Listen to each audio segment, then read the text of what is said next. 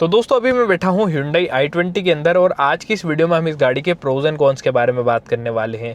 तो अगर आप भी साल 2026 के अंदर i20 लेने का प्लान कर रहे हैं तो इस वीडियो को एंड तक जरूर देखिएगा।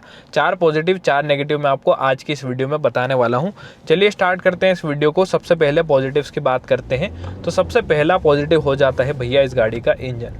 i20 के अंदर आपको एकदम बढ़िया सा 1.2 लीटर का 4 सिलेंडर इंजन मिल जाता है और भाई क्या मक्खन इंजन है। मैं इस गाड़ी को पिछले 2 दिनों से चला रहा हूँ। सिटी में मैंने चलाया, गाड़ी को हाईवे पे चलाया, बिल्कुल इंजन शोर नहीं मचाता, एकदम स्मूथ इंजन मिल जाता है। रिफाइंड इंजन है, 4 सिलेंडर है तो कोई वाइब्रेशन भी नहीं है। इसके सेगमेंट में अगर आप कंपेयर करते हो तो एक बलेनो आती है, एक एल्ट्रोज आती है।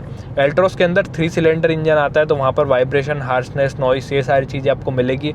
बलेनो के अंदर भी स्मूथ इंजन है, बट मैं खुद भी बलेनो ओनर रहा हूँ। मैंने 30,000 किलोमीटर बलेनो चलाई है। नई वाली बलेनो भी मैंने चलाई है, बलेनो भी मैंने चलाई है और उसके अंदर भी इतनी रिफाइनमेंट नहीं है जितनी आपको इस i20 के अंदर मिलेगी। एकदम स्मूथ इंजन मिल जाता है भाई। गाड़ी के आपको बाहर का शोर आ जाएगा, गाड़ी के टायर का शोर आ जाएगा, लेकिन गाड़ी के इंजन की आवाज़ नहीं आती है। गाड़ी अगर आपने बाहर से देख रहे हो आप और एसी चालू कर रखा है तभी आपको पता चलेगा कि इंजन चालू है गाड़ी का, वरना आपको पता ही नहीं चलता। भाई एकदम स्मूथ इंजन मिल जाता है, ना ज़्यादा शोर मचाता है। पावर लीनियर है, 82 bhp है, 114 न्यूटन मीटर्स का टॉर्क है। चलाने में आपको इतनी अच्छी या इतनी पंची फील नहीं होगी जितनी आपको बलेनो होगी, लेकिन इंजन गाड़ी के अंदर बढ़िया स्मूथ मिल जाता है। तो ये बढ़िया चीज़ गाड़ी के लिए हो जाती है।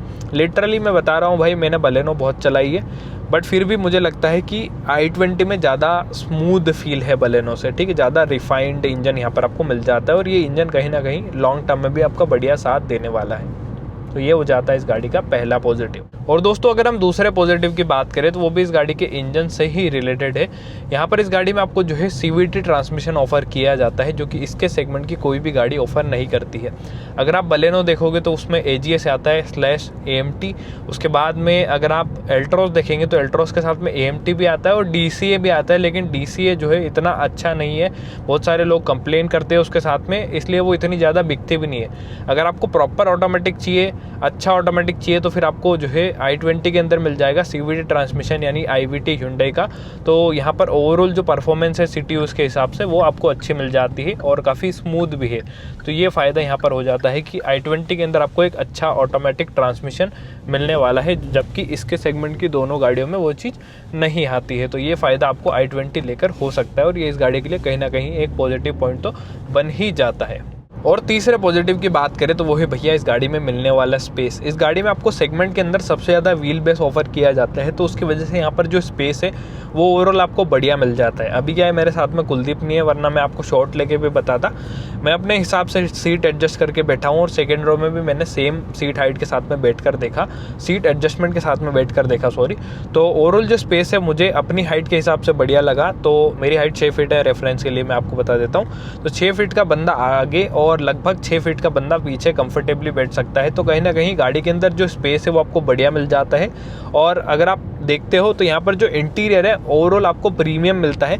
हालांकि मिलता सब हार्ड प्लास्टिक है, लेकिन आपको बढ़िया प्रीमियम इंटीरियर मिल जाता है। कहीं ना कहीं जो फिट एंड फिनिश है वो आपको बढ़िया मिलने वाली है, तो वो आपको एक up to the mark feel दे देती है अगर आप इस सेगमेंट की गाड़ियों से कंपेयर करते हो तो। टाटा एल्ट्रोज का इंटीरियर भी अच्छा है, नई वाली प्योर वेरिएंट के अंदर तो अपडेट्स भी आए हैं, लेकिन उस गाड़ी के अंदर थोड़ा सा फिट एंड फिनिश के इश्यूज आपको मिलेंगे। बलेनो थोड़ी सी आउटडेटेड हो चुकी है पर्सनली मेरे हिसाब से। बलेनो का फेसलिफ्ट अब बहुत जल्दी आएगा, इस गाड़ी को भी अपडेट की ज़रूरत है, बट एक क्लास फील होता है गाड़ी के अंदर और ओवरऑल प्रीमियमनेस तो यहाँ पर आपको फील होगी क्योंकि Hyundai की गाड़ी है। तो ये एक चीज़ है और ओवरऑल जो स्पेस है और जो मतलब कंफर्ट वगैरह है वो भी गाड़ी के अंदर आपको बढ़िया मिल जाता है। और दोस्तों चौथे पॉजिटिव की बात करें तो वो है भैया इस गाड़ी में मिलने वाले सेफ्टी फीचर। i20 के अंदर जो सेफ्टी फीचर है वो आपको अच्छे मिल जाते हैं। जैसे अभी मैं मैग्ना वेरिएंट के अंदर बैठा हूँ, तो इस वेरिएंट के अंदर यहाँ पर आपको जो है ABS, ABT, traction control, TPMS, हिल असिस्ट और स्टैंडर्ड 6 एयरबैग देखने को मिल जाते हैं, जो कि एक बढ़िया चीज़ हो जाती है। और इस वेरिएंट के अंदर जो फीचर है वो भी आपको ठीक ठाक मिल जाते हैं, जैसे स्टीयरिंग माउंटेड कंट्रोल हो गए, सेंटर आर्मरेस्ट हो गया, रियर AC वेंट हो गया, और इस वेरिएंट के अंदर यहाँ पर आपको सनरूफ भी मिल जाता है। तो कहीं ना कहीं फीचर और सेफ्टी फीचर भी i20 के लिए एक बढ़िया चीज़ बन जाती है। हालांकि आज के ज़माने के हिसाब से ऐसा बहुत ज़्यादा ही फीचर नहीं आते गाड़ी के अंदर, लेकिन काम के यहाँ पर जो फीचर है वो आपको मिल जाते हैं। तो दोस्तों ये हो जाते हैं इस गाड़ी के 4 पॉजिटिव। चलिए भैया अब बात करते हैं नेगेटिव्स की। तो जैसे मैंने आपको सबसे पहला पॉजिटिव बताया कि इस गाड़ी का इंजन अच्छा है, तो सबसे पहला नेगेटिव भी इस गाड़ी के इंजन से ही रिलेटेड है, वो है भैया माइलेज। इस गाड़ी की माइलेज बिल्कुल घटिया है, पूरी घटिया माइलेज है। मतलब जितना मारुति का टर्बो इंजन माइलेज दे देगा ना, उतना ही माइलेज आपको ये देगा। जितना मारुति का 1.5 लीटर आपको माइलेज देगा, वही माइलेज आपको ये देगा, उससे भी कम देगा। इनफैक्ट मैंने इस गाड़ी को सिटी में चलाया, गाड़ी ने जो माइलेज दिया वो दिया 10 किलोमीटर पर लीटर, जो कि कहीं ना कहीं बहुत कम है भाई। हमारे यहाँ पेट्रोल का रेट 108-109 रुपये से भी ज़्यादा है, ठीक है। और उस प्राइस पे इस गाड़ी को चलाना मतलब बिल्कुल आम आदमी के बस की तो बात नहीं है। मिडिल क्लास का खून पसीने की कमाई बिल्कुल ये चूस लेगी ऐसे, बहुत मतलब घटिया माइलेज है। और अगर आप इस गाड़ी को हाईवे पे चलाते हो तो हाईवे पे अगर प्यार से चलाओगे बिल्कुल 1500 आरपीएम पे, यानी 60-70 की स्पीड पे, तो फिर आपको ये गाड़ी लगभग 16-17 का माइलेज दे देगी। बट इन रियल वर्ल्ड गाड़ी का माइलेज बिल्कुल घटिया है। कंपनी भले कुछ भी क्लेम करती हो, लेकिन एक्चुअल लाइफ में अगर आप देखोगे तो गाड़ी का माइलेज बिल्कुल बेकार है। वहीं बलेनो को अगर आप देखोगे तो बलेनो का जो माइलेज है वो अगर आप उस गाड़ी को ज़्यादा रैश भी चलाओगे, ज़्यादा खींच के भी चलाओगे, तो बलेनो आराम से 14-15-16 का माइलेज सिटी में दे देती है। वहीं अगर आप उसको हाईवे पे चलाते हो, जैसे इस गाड़ी को चलाते हो 60 पे, उसको अगर आप 80 पे भी चलाओगे ना हाईवे पे, तो वो गाड़ी हाईवे पे 18-19 का माइलेज, 20 का माइलेज आराम से निकाल के दे देगी। चलाने के ऊपर भी डिपेंड करता है। बहुत सारे लोग कमेंट कर सकते हैं कि भाई हमारी ज़्यादा देती, ये देती, वो देती, फलाना ढिमका वॉटएवर। बट मैं आपको अपना एक्सपीरियंस बता रहा हूँ कि अगर मैं चलाता इस गाड़ी को तो भाई मैं तो हाथ जोड़ लेता। इस गाड़ी में सबसे पहले मैं सीएनजी डलाता या इसको बेच खाता। मतलब बिल्कुल घटिया माइलेज देती है गाड़ी। ओवरऑल माइलेज के मामले में तो मुझे बिल्कुल भी गाड़ी नहीं जमी। स्मूथ है, सब कुछ है भाई, ठीक है, पर माइलेज भी एक चीज़ होती है। कहीं ना कहीं ये भी कारण है कि जो फर्स्ट टाइम बायर होता है उसको मतलब उसके अंदर एक कन्फ्यूज़न सा बैठ जाता है। वो मारुति के शोरूम में जाएगा बलेनो देखने, तो वो डायरेक्ट बोल देंगे कि अगर आप i20 लोगे तो माइलेज अच्छा नहीं देगी और आपका पैसा डूब जाएगा।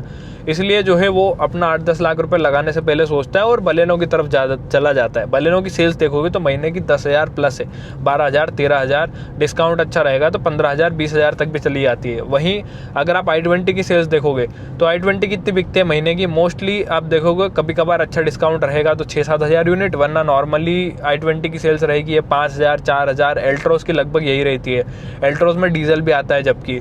तो कहीं ना कहीं माइलेज भी एक बड़ा फैक्टर हो जाता है इंडियन के लिए, क्योंकि भाई लोग अपने पैसे से मतलब मेहनत के पैसे से गाड़ी खरीद रहे हैं, तो उनको एक माइलेज भी तो चाहिए। चलाए तो बिल्कुल पता तो चलना चाहिए कि हाँ भाई कम खर्चा लग रहा है, वरना 10 रुपये किलोमीटर का खर्चा तो भाई बहुत महंगा आ जाएगा। 10 का माइलेज दे रही है गाड़ी, अभी 11 का दिखा रही है, 11 का भी दिखा रही है तो लगभग 9-9.5 रुपये किलोमीटर का खर्चा आएगा। हमारे यहाँ इंदौर एमपी में बहुत महंगा फ्यूल है, डीजल चलाने में ही 6 रुपये 5 रुपये का खर्चा आता है, 5-6 रुपये के आसपास का आता है। तो भाई पेट्रोल में तो मोटा खर्चा आने वाला है। और दोस्तों दूसरे नेगेटिव की बात करें तो वो हो जाता है भैया इस गाड़ी के लुक्स। i20 के जो लुक्स है इस पर्टिकुलर नई वाली i20 के, वो इतने अच्छे नहीं लगे लोगों को। जब पुरानी i20 से नई i20 आई तब बहुत सारे लोगों ने कहा कि इसके लुक्स अच्छे नहीं है, मतलब क्या ही बना दिया। मेरा पर्सनल ओपिनियन, वैसे मुझे इस गाड़ी के लुक्स अच्छे लगते हैं, बट मेरा पर्सनल ओपिनियन ये भी है, जैसे डोरेमोन अगर आपने देखा होगा तो उसमें सुनियो जो आता था ना, वैसा उसका मुंह था ना तीखा, इसी टाइप से इस गाड़ी का फेस भी लगता है थोड़ा सा। मतलब इतने अच्छे लुक्स नहीं है बट डिसेंट है मेरे हिसाब से। सब्जेक्टिव चीज़ है, किसी को बहुत अच्छी लग सकती है, किसी को बहुत अच्छी नहीं लग सकती है, बट लुक्स कहीं ना कहीं इस गाड़ी के लिए नेगेटिव पॉइंट रहा है। इसीलिए लोग इस गाड़ी को कम खरीदना पसंद करते हैं। बहुत सारे लोग उस पुरानी i20 के फ़ैन थे, पुराना जो शेप था उसके फ़ैन थे। Hyundai के साथ में यही शिकायत है, मतलब इनका डिज़ाइन धीरे धीरे थोड़ा सा ख़राब होता जा रहा है। हालांकि जो क्रेटा और वेन्यू है दोनों का डिज़ाइन ये नहीं बिगाड़ते मेजरली ध्यान में रख के, लेकिन अगर आप देखते हो तो वरना का डिज़ाइन इन्हें पूरा बिगाड़ दिया है। उसके बाद में ये गाड़ी का जो डिज़ाइन है ये भी इतना अच्छा है, मतलब अब वाली तो नहीं लगती, पुरानी एक बार की और भी बढ़िया लगती थी, ठीक है। उसके बाद में अगर आप कोरियन ब्रांड इसकी सिस्टर देखोगे तो किया हो गई। किया के अंदर पुरानी सेल्टॉस के लुक्स मुझे पर्सनली बहुत अच्छे लगते थे, लेकिन नई वाली का डिज़ाइन बहुत ही अजीब और मतलब बिल्कुल बेकार सा लगने लगा है। तो कहीं ना कहीं लुक्स जो है गाड़ी के लिए एक नेगेटिव पॉइंट बन जाता है। मैं फिर बता रहा हूँ सब्जेक्टिव होती है चीज़, बट मेजॉरिटी ऑफ पीपल का ये कहना है कि गाड़ी के लुक्स अच्छे नहीं हैं, ठीक है। आपको कैसे लगते हैं इस गाड़ी के लुक्स, आप कमेंट में मुझे बता सकते हैं। और जो तीसरा नेगेटिव है उससे बहुत सारे लोग रिलेट करने वाले हैं, वो मतलब एक बहुत ही प्रैक्टिकल नेगेटिव है। क्या कि कि इस गाड़ी में डीजल भी नहीं आता है और इस गाड़ी में सीएनजी का ऑप्शन भी नहीं आता है। वहीं इसके सेगमेंट की अगर आप बलेनो देखोगे तो सीएनजी के अंदर आती है, बहुत सारे लोग सीएनजी के अंदर भी उस गाड़ी को खरीदते हैं। और जो एल्ट्रोज आती है वो सेगमेंट की एकमात्र ऐसी गाड़ी है जिसके अंदर डीजल भी आता है, सीएनजी भी आता है, उसके बाद में पेट्रोल के साथ में भी आती है। इन फ्यूचर हो सकता है उस गाड़ी में ईवी का भी ऑप्शन आ जाए, ठीक है। अब अगर आप देखोगे तो i20 की जो सेल्स है, मतलब मैंने i20 डीजल भी चलाई, भाई क्या गजब चलती है वो गाड़ी। i20 की सेल्स डीजल बंद होने के बाद लगभग डाउन सी हो गई। मैं भी अगर अपना पर्सनल बताऊं तो डीजल होता तो मैं बलेनो मतलब वो क्या बोलते हैं उसको, वेन्यू छोड़ के मैं ये ले लेता i20 डीजल, क्योंकि मुझे डीजल में अच्छी लगती है हैचबैक। बहुत सारे लोग इस गाड़ी को उसी वजह से ख़रीदना पसंद नहीं करते। उसके बाद में सीएनजी के अंदर भी गाड़ी नहीं आती है, तो सीएनजी में क्या है कि एटलीस्ट माइलेज तो थोड़ा ज़्यादा मिले। Hyundai दे नहीं रहा है सीएनजी इस गाड़ी में, क्योंकि उनकी जो वो गाड़ी है क्या बोलते हैं उसे, i10, उसकी सेल्स कहीं ना कहीं कम हो जाएगी अगर ये गाड़ी सीएनजी में आ गई तो ये भी इस गाड़ी के लिए एक मेजर नेगेटिव है कि यहाँ पर आपको जो फ्यूल ऑप्शन है वो दूसरे नहीं मिलते। वहीं आपकी एल्ट्रोस बलेनो दोनों के अंदर सीएनजी भी आता है, डीजल भी आता है एल्ट्रोस के साथ में, तो ये एक नेगेटिव पॉइंट है इस गाड़ी के लिए। सिर्फ पेट्रोल इंजन आता है। उसके बाद में अगर आपको परफॉर्मेंस चाहिए तो एनलाइन मिलती है, एनलाइन महंगी आती है 13-1 लाख रुपए की, तो वो लोग खरीदना पसंद नहीं करते हैं। लोगों को चाहिए कि भाई एटलीस्ट माइलेज भी थोड़ा मिले, सीएनजी के साथ में आए तो ज़्यादा प्रैक्टिकल भी हो जाए ड्यूल सिलेंडर में। उसके बाद में अगर डीजल आए तो और ज़्यादा परफॉर्मेंस भी मिल जाए, माइलेज भी मिल जाए, लेकिन गाड़ी के अंदर दोनों चीज़ें नहीं हैं, तो कहीं ना कहीं ये भी इस गाड़ी के लिए एक नेगेटिव पॉइंट बनता है। और अगर हम बात करें दोस्तों चौथे और आखिरी नेगेटिव की कि i20 कहाँ पर पिछड़ जाती है, तो एक और नेगेटिव ये है कि इस गाड़ी की जो प्राइसिंग है कहीं ना कहीं थोड़ी सी हाई रखी गई है। अगर आप इस गाड़ी का बेस मॉडल देखोगे एरा 5,99,000 रुपये की एक शोरूम कॉस्ट में आता है। उस वेरिएंट के अंदर आपको जो है रियर पावर विंडो नहीं मिलती, रियर डिफॉगर नहीं मिलता, लेकिन वो फिर भी 6 लाख रुपए में आता है, बेस मॉडल है उसके बाद में, ठीक है। इतना ज़्यादा वैल्यू फॉर मनी और इतना ज़्यादा प्रैक्टिकल नहीं है। वहीं अगर आप बलेनो का बेस मॉडल देखोगे तो उसके अंदर जो है सस्ते में भी आएगा एक, तो उसके बाद में उस वेरिएंट के अंदर आपको जो है तीनों एडजस्टेबल हेडरेस्ट, ऑटो एसी, चारों पावर विंडो, सेंटर लॉकिंग और गाड़ी के अंदर रियर डिफॉगर स्टैंडर्ड मिल जाते हैं, तो कहीं ना कहीं वहाँ पर वो ज़्यादा प्रैक्टिकल निकल के आता है। उसके बाद में अगर आप इस मैग्ना वेरिएंट की बात करोगे तो ये 7 लाख रुपए एक शोरूम कॉस्ट करता है। डिस्काउंट के साथ में अच्छे रेट में मिल जाता है, वो एक अलग बात है। लेकिन जहाँ प्राइसिंग की बात आती है तो देखो बलेनो का डेल्टा वेरिएंट आता है 6,80,000 रुपये कॉस्ट करता है। 6,80,000 रुपये में उस वेरिएंट के अंदर रियर डिफॉगर, एक स्क्रीन आ जाती है। इस पर्टिकुलर वेरिएंट के अंदर स्क्रीन भी नहीं आती। दूसरे फीचर यहाँ पर आपको मिलेंगे, लेकिन जो काम की बेसिक चीज़ें होती हैं वो कंपनी नहीं देती है। हालांकि इसमें सेंटर आर्मरेस्ट, रियर एसीवेंट, ये दोनों काम की चीज़ें हैं, लेकिन स्क्रीन जो है कंपनी नहीं देती है। उसके बाद में उस डेल्टा वेरिएंट के अंदर आपको जो है ओवरऑल इंटीरियर भी उसका बढ़िया लगता है। स्पीकर वगैरह भी वहाँ पर आपको मिल जाते हैं, रियर डिफॉगर उसमें मिल जाता है, प्रोजेक्टर लाइट्स उस गाड़ी के अंदर मिल जाती है, तो वो वहाँ पर सेंस बनाता है। वहीं जो एल्ट्रॉस है उसके अंदर आप देखोगे तो 7,10,000 रुपये में उसका जो प्योर वेरिएंट है वो रिसेंटली अपडेट हुआ है। उसके अंदर बड़ी टच स्क्रीन और मतलब इंटीरियर का कलर वगैरह भी प्रीमियम हो गया, तो वो और भी ज़्यादा वैल्यू फॉर मनी बन जाता है। वहीं i20 का जो प्राइस है थोड़ा सा हाई है, और प्राइस पॉइंट पे जो चीज़ें मिल रही है वो इतनी ज़्यादा वैल्यू फॉर मनी कहलाने के लायक नहीं है। इसीलिए कहीं ना कहीं लोग इस गाड़ी को रिजेक्ट कर देते हैं। बहुत सारे लोग जो खरीदते हैं वो या तो टॉप मॉडल खरीदते हैं, लेकिन लोअर मॉडल को बहुत सारे कम लोग जो है खरीदना पसंद करते हैं। जैसे ये मैग्ना हो गया, डिस्काउंट के साथ में लोग 7 लाख रुपए में ले लेते हैं, 7,10,000, 7,20,000 रुपए में ले लेते हैं आज के टाइम पे। बट शुरुआत में लोगों को लगा कि यार थोड़ी सी गाड़ी महंगी है, तो ये हो जाते हैं इस गाड़ी के 4 नेगेटिव्स, ठीक है। बाकी वीडियो आपको कैसी लगी कमेंट में ज़रूर बताना। 4 पॉजिटिव 4 नेगेटिव मैंने आपको बताए। हर गाड़ी के पॉजिटिव नेगेटिव होते हैं, ऐसा नहीं है कि हर गाड़ी बुरी होती है, हर गाड़ी अच्छी होती है। मैंने अपना पर्सनल पॉइंट ऑफ व्यू आपके साथ में शेयर किया। बाकी वीडियो अगर आपको अच्छा लगा हो तो कमेंट में ज़रूर बताना। वीडियो देखने के लिए आपका बहुत बहुत धन्यवाद। Thank you so much.